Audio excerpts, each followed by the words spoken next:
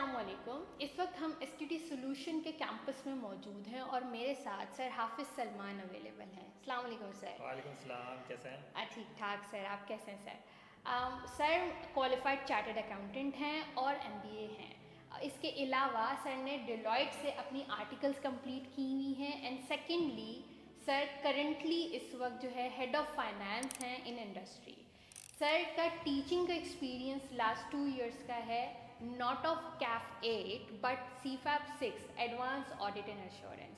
Sir we welcome you at STT solution. I hope you are doing great. Sir आप CAF 8 की faculty हैं eight STT solution, तो आपने ये subject क्यों ऑप्ट किया कैफ 8? कोई और सब्जेक्ट क्यों पिक नहीं किया फॉर योर टीचिंग करियर? और आपका एक्सपीरियंस भी एडवांस ऑडिट एंड एश्योरेंस का है, तो आप बड़े बच्चों को पढ़ाने के बाद अब छोटे बच्चों को क्यों पढ़ा रहे हैं? देखिए, इसका मेजर रीज़न जो है वो ये है। अच्छा, जब मैं इनिशियली ऑडिट फर्म के अंदर था तो उस वक्त मेरी ओवरऑल जो ऑब्जर्वेशन रही है वो ये रही कि काफ़ी सारे स्टूडेंट्स ऐसे थे जिनकी इवन आर्टिकलशिप कंप्लीट हो चुकी थी, इवन वो सुपरवाइजर्स बन चुके थे, इवन कुछ लोग ऐसा भी थे जो कि असिस्टेंट मैनेजर बन चुके थे, लेकिन उनका ऑडिट का पेपर क्लियर नहीं हुआ था। तो कहीं ना कहीं मुझे आइडेंटिफाई हुआ कि इधर इस सब्जेक्ट के अंदर बहुत ज़्यादा रूम है जिसको इम्प्रूव करा जा सकता है। सही। एक अगर स्टूडेंट कंटिन्यूसली ऑडिट कर रहा है, प्रैक्टिकली उस सब्जेक्ट को देख रहा है, जी। लेकिन फिर भी अगर उसका ऑडिट का पेपर पास नहीं हो रहा तो कुछ ना कुछ तो वजह है, कोई ना कोई प्रॉब्लम है जिसको हमें सही करने की ज़रूरत है। तो ये वाली बात मुझे बहुत ज़्यादा ट्रिगर करी, जिसकी वजह से मैंने ये सब्जेक्ट को पढ़ाना ऑप्ट करा कि मुझे ये सब्जेक्ट को पढ़ाना चाहिए। उसमें वो प्रॉब्लम्स आइडेंटिफाई करी और उसके ऊपर काम करा, उसकी इम्प्रूवमेंट पे काम करा। ठीक सर। सर एक और भी मेरा सवाल था कि आपने CFAP 6 पढ़ाया, अब कैफ 8 पढ़ा रहे हैं, तो बड़े बच्चों को छोड़ के अब छोटे बच्चों को क्यों पढ़ा रहे हैं? देखें, जब बड़े बच्चों को पढ़ाना स्टार्ट करा, जब जी मुझे सर। वहाँ ये आइडेंटिफाई हुआ, अगर मैं एडवांस ऑडिट की बात करूँ तो एडवांस ऑडिट के अंदर अगर बच्चा जो मेजॉरिटी टाइम अपना स्पेंड करता है वो 80% ऑफ टाइम उन्हीं टॉपिक्स पर स्पेंड कर रहा है जो टॉपिक्स उसने कैफ 8 के अंदर पढ़े हैं। पूरा वॉल्यूम 1 जो है, पूरा वॉल्यूम 1 उसके अंदर 90 to 80% आपका जो सिलेबस है वो पूरा का पूरा कैफ 8 के अंदर है। ओके। ठीक है, तो मतलब अगर कैफेट आपने अच्छा नहीं पढ़ा हुआ, देखिए ओके। मटीरियलिटी का टॉपिक हो गया, कितने सारे टॉपिक्स हो गए, आपके एक्सपर्ट्स हो गए, रिस्क असेसमेंट हो गया, तो जितने भी टॉपिक्स हैं ये सारे कैफेट के हैं। लेकिन बच्चा वही क्वेश्चंस पूछता है एडवांस ऑडिट के अंदर, बोलता है मटीरियलिटी और पीएम में डिफरेंस क्या है, क्या रीजंस हैं। तो अगर आपने बेस को स्ट्रॉन्ग कर दिया तो वहाँ बच्चों के क्वेश्चन रिजॉल्व हो जाएंगे। ठीक, मतलब आप ऊपर से नीचे आए ताकि आप बच्चों बिल्कुल, की बेस को स्ट्रॉन्ग करें, बिल्कुल ताकि ऐसा आप ही है। एडवांस स्टूडेंट्स को उसी स्प्रिट के साथ पढ़ा सकें। बिल्कुल। That's really nice of you sir. Sir आप फर्म में हैं, फर्म में थे डिलॉयट में, फिर आप अब इंडस्ट्री में आए, तो आप बज़ाहिरी तौर पे ऑडिट के साथ कनेक्टेड नहीं है, लेकिन आप ऑडिट पढ़ाते हुए खुद को ऑडिट के साथ कनेक्ट रख रहे हैं, तो इसकी पीछे की जो लॉजिक है, जो आपकी थॉट प्रोसेसिंग है, मैं वो जानना चाह रही हूँ। देखिए, इसको मैं एक आसान से एग्जांपल के साथ समझाना चाहूँगा। अगर जी सर। आपने वांटेड मूवी देखी हो सलमान खान की, हो देखिए सलमान आपने, जी। तो उसके अंदर वो एक पुलिस वाला होता है, जी ठीक है, सर। लेकिन पूरी मूवी के अंदर वो गैंगस्टर के साथ मौजूद होता है, उनकी तरह उसके इन्वायरमेंट में रहता है, उसकी तरह सोचता है। ठीक। ठीक है, तो वो क्या करता है, वो लर्निंग कर रहा होता है कि किस तरीके से गैंगस्टर सोच रहे हैं। ओके। ठीक है, तो ताकि वो एक स्टेप आगे जाके सोच सके। ओके। ठीक है, तो एक अगर ऑडिटर है और वो ऑडिट ही सिर्फ कर रहा है तो वो कभी भी क्लाइंट के एक स्टेप आगे जाके सोच नहीं सकता। तो आपको पहले क्लाइंट के साथ रहना होगा, क्लाइंट के एनवायरनमेंट में पहले आपको एडजस्ट होना पड़ेगा, उनकी तरह ठीक, सोचना आना चाहिए आपको। मतलब आप टेबल के इधर से उधर आ टेबल गए। के उधर जाएंगे तो आपको पता चलेगा ना कि वो ग्रेट। किस तरीके से सोच रहे हैं, ताकि फिर आप एक स्टेप आगे जाके। तो मेरा ये मानना है, मेरा अपना पर्सनल बिलीफ है कि ठीक। अगर आपको एक अच्छा ऑडिटर बनना है तो आपको पता होना चाहिए कि आपका कि क्लाइंट कैसे क्लाइंट सोच। कैसे सोच रहा है। बिल्कुल। ग्रेट सर, नहीं मतलब रियली ये मैं खुद भी सोच रही थी कि एज अ टीचर आप फर्म में नहीं है तो आप ऑडिट पढ़ा रहे हैं, it's really good to no.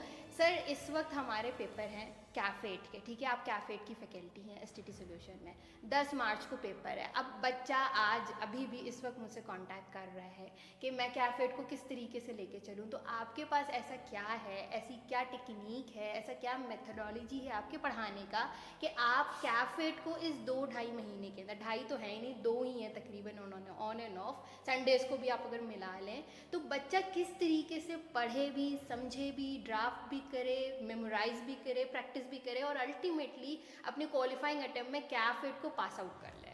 देखिए, सबसे बड़ा इस सब्जेक्ट के अंदर जो चीज़ है, बहुत ज़्यादा सब्जेक्ट जो है फैला हुआ है। बिल्कुल ठीक है, आपस में बहुत ज़्यादा जो स्टूडेंट्स प्रॉब्लम फेस करते हैं कि उनको कनेक्टिविटी नहीं मिल रही होती, बिल्कुल लिंकेज उनको ऑफ टॉपिक, लिंकेज नहीं मिल रही होती, उनको समझ नहीं आता सब्सिक्वेंट इवेंट का टॉपिक है तो वो उसको एज अ सेपरेट टॉपिक समझ रहे होते हैं। बिल्कुल ठीक है, इसी तरीके से अगर गोइंग कंसर्न है तो उनको लगता है एक सेपरेट टॉपिक जी। है, लेकिन हर टॉपिक ऑडिट के अंदर लिंकेज है।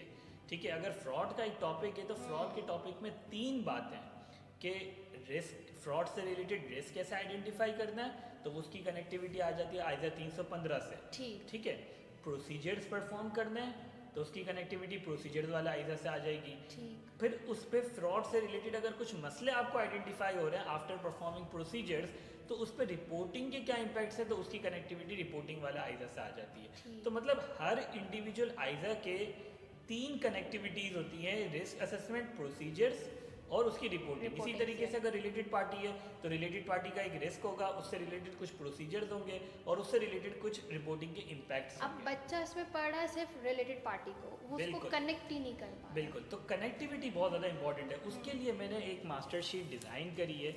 ठीक है, जिसके अंदर मास्टर शीट आप लोग देख सकते ठीक हैं। उसके अंदर मैंने सारे टॉपिक्स को समराइज कर दिया। जो बच्चे का सबसे बड़ा प्रॉब्लम होता है वो ये होता है कि बच्चे को समझ नहीं आता कि लास्ट मंथ के अंदर मुझे रिवीजन कैसे करना है। इतना फैला हुआ सब्जेक्ट है, इतने सारे नोट्स हैं, इतनी सारी चीज़ें हैं, इतनी ज़्यादा नोटिंग्स हैं, तो किस तरीके से उसको समराइज़ करूँ, किस तरीके से उसको रिवाइज़ करूँ। तो इसके लिए हमने मास्टर शीट डिज़ाइन कर ली है जो कि अराउंड कोई 20 पेजेस पर है। हाँ सर, कितनी पतली, मैं वही चेक कर हाँ, रही हूँ तो कि 20 पेजेस आप में बात आपका भी कर पूरा रहे हैं। ऑडिट कंप्लीट हो रहा है। ग्रेट, मतलब आपने सिंगल टॉपिक को एक सिंगल शीट पे किया हुआ है ताकि बिल्कुल। कनेक्टिविटी जो आप बता रहे हैं कि एक रिलेटेड पार्टी किस तरीके से उसके रिपोर्टिंग पे इम्पैक्ट जा रहा है, प्लानिंग पे जा रहा है, तो मतलब इससे तो पेपर अब तो पास हो जाना चाहिए। बिल्कुल, और इसके अलावा हम लोग अपना कोर्स भी एक इंट्रोड्यूस कर रहे हैं जी जो सर। कि 1.5 मंथ का कोर्स होगा। जिन्होंने अगर जिन स्टूडेंट्स ने अभी तक स्टार्ट नहीं करा ऑडिट पढ़ना, सही, ठीक है, और मतलब जिन्होंने अब तक पढ़ना भी नहीं स्टार्ट किया या बिल्कुल। रिवाइज करना नहीं नहीं नहीं, जिन्होंने अगर पढ़ना भी स्टार्ट नहीं करा ओके। और वो चाह रहे हैं कि मुझे ऑडिट का सब्जेक्ट पढ़ना है और इस लास्ट 2 मंथ्स में क्या कवर हो सकता है या नहीं हो सकता, तो उसके लिए गुड न्यूज़ है कि हम लोग एक कोर्स अनाउंस करें जिसके अंदर हम लोग कंप्लीट सारे कॉन्सेप्ट्स को कवर कर रहे होंगे। जितने भी ठीक। कॉन्सेप्ट्स हैं वो मास्टर शीट से हम लोग कवर करेंगे बहुत ही कंसाइज और समराइज्ड वे के अंदर, और 100% कवरेज होगी। ये नहीं होगा कि ठीक। कुछ टॉपिक पढ़ाए जाएंगे, कुछ टॉपिक नहीं पढ़ाए जाएंगे। सर लेकिन ये थियोरेटिकल पेपर है तो बगैर लिखे, तो मैं तो बीइंग अ स्टूडेंट मुझे तो चीज़ें याद नहीं हो सकती, तो उसको लिखाना, ड्राफ्ट कराना, ये 1.5 महीने में कैसे हो सकेगा सर? अच्छा, मज़े की बात ये कि इस कोर्स के अंदर हम लोग ने प्लानिंग ऐसी करी है कि उसके अंदर हम लोग ड्राफ्टिंग भी सिखा रहे होंगे, मतलब आप पढ़ाएंगे, समझाएंगे, फिर बिल्कुल। लिखना भी सिखाएंगे। और फिर इसके बाद टेस्टिंग भी करेंगे। अरे सर, बिल्कुल। मतलब अल्टीमेटली पेपर पास होना ही है इस दफा। बिल्कुल बिल्कुल, इंशाल्लाह पूरी कोशिश इंशाल्लाह, करेंगे कि बच्चों का इंशाल्लाह। पेपर पास हो जाए। इंशाल्लाह। मेजर हमारा ऑब्जेक्टिव यही है